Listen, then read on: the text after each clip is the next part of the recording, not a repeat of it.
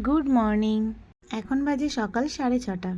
বাসের এক্সপিরিয়েন্স কিন্তু আমাদের ভীষণই ভালো ছিল। একদম আমাদের অন টাইমে নামিয়ে দিয়েছে চাউলখোলা। চাউলখোলাতে নেমে আমরা একটা অটো রিজার্ভ করে যাব আমাদের রিসর্টে। আমাদের রিসর্টের নাম হলো Dreamland. Hey everyone, welcome to our another video in my mini series. Chaulkhola থেকে আমাদের রিসর্টের ডিস্টেন্স কিন্তু ছিল প্রায় 13 থেকে 14 কিলোমিটার। আমরা কিন্তু অনেক সকাল সকালে রিসর্টে পৌঁছে গিয়েছিলাম, বাট অত সকালে তো রুম পাওয়া পসিবল না। তার জন্য আমরা রিসেপশনে ব্যাগপত্র রেখে কিন্তু সোজা চলে গিয়েছিলাম সমুদ্রের পাড়ে। রুম পেতে পেতে প্রায় আমাদের বেজে যায় 11:30 থেকে 12:30। বাট অতক্ষণ টাইম কিন্তু আমরা ভীষণ এনজয় করেছি। সমুদ্রের পাড়ে যেরকম পা ভেজানো, মাম ক্যানভাস তৈরি করবে বলে তার জন্য কিছু শেল কুড়িয়েছে, সমুদ্রের পাড়ে বসে চা খাওয়া যেন একটা আলাদাই মজা। এত গরমের মধ্যে একটু কষ্ট হলেও বাকিটা কিন্তু মজাই মজা। একটু ফ্রেশ হয়ে আমরা চলে গিয়েছিলাম ক্যান্টিনে ব্রেকফাস্ট করতে। ব্রেকফাস্টে ছিল ফুলকো ফুলকো বড় বড় লুচি আর সাদা আলুর তরকারি। তরকারিটা কিন্তু জাস্ট অসাম খেতে। এখানকার প্রত্যেকটা রান্নাই ভীষণ ভালো, একদম ব্রেকফাস্ট থেকে রাতের ডিনার পর্যন্ত।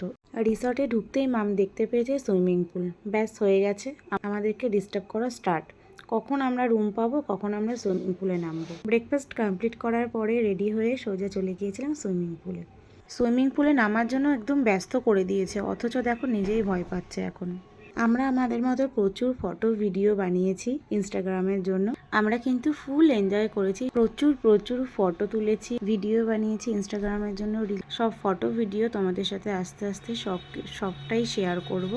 এখানে দুজনের রেস হবে, সুইমিং রেস। আমি স্টার্ট করব, 1 2 3 স্টার্ট।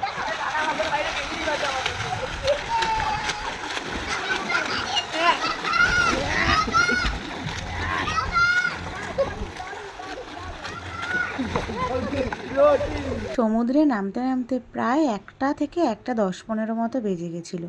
বেশিক্ষণ থাকতে পারিনি, তবে যেটুকুনি থেকেছি বেশ মজা করেছি। সমুদ্রে স্নান করার পর আবারও রুমে গিয়ে কিন্তু ভালোভাবে স্নান করে ফ্রেশ হয়ে নিয়েছি। তারপর রেডি হয়ে চলে গিয়েছিলাম ক্যান্টিনে, কারণ ভীষণ পরিমাণে খিদে পেয়েছিল। আর আমরা নিয়েছিলাম লাঞ্চে ফ্রাইড রাইস আর চিলি চিকেন। দারুণ টেস্টি খাবার। আমি রেকমেন্ড করব তোমরা মন্দারমণিতে আসলে অবশ্যই একবার ড্রিমল্যান্ডে কিন্তু এসো।